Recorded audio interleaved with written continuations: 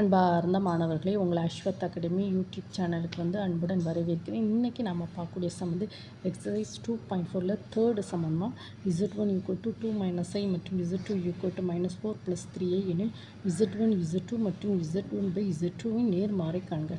இந்த ப்ராப்ளத்தை பாருங்கம்மா, ஸ்டெப் பை ஸ்டெப்பாக என்னுடைய அஸ்வத் அகாடமி யூடியூப் சேனலில் போய் போட்டுக்கோமா. நீங்கள் அங்கே போய் பார்த்து நீங்கள் ஸ்டடி பண்ணிக்கோங்க.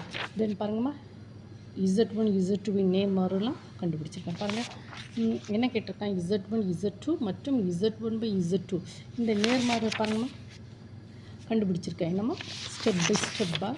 அப்புறம் எக்ஸசைஸ் 2.4 4th சம், கலப்பெண்கள் U, V மற்றும் W ஆகியவை 1/U = 1/V + 1/W என்றவர் தொடர்பு படுத்தப்பட்டுள்ளது. V = 3 - 4i மற்றும் W = 4 + 3i எனில் Uவை செவ்வக வடிவில் எழுது. இந்த ப்ராப்ளம் நம்மளுடைய Ashwath academy YouTube channel step by ஸ்டெப்பாக போட்டுக்கோமா.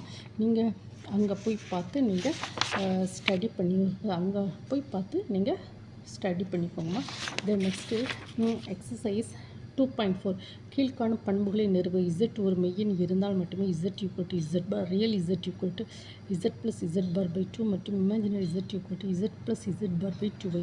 இந்த ப்ராப்ளத்தை என்னுடைய அஸ்வத் அகாடமி யூடியூப் சேனலில் ஸ்டெப் பை ஸ்டெப்பாக போட்டுக்கோமா. நீங்கள் அங்கே போய் பார்த்து நீங்கள் ஸ்டடி பண்ணிக்கோங்க. ஓகேவாம்மா. Then next exercise 2.4 6th √3 + I ஆனது எண்ணின் எந்த மீச்சிறு மிகை முழு எண் மதிப்புகளுக்கு மெய்யெண்களாக இருக்கும்.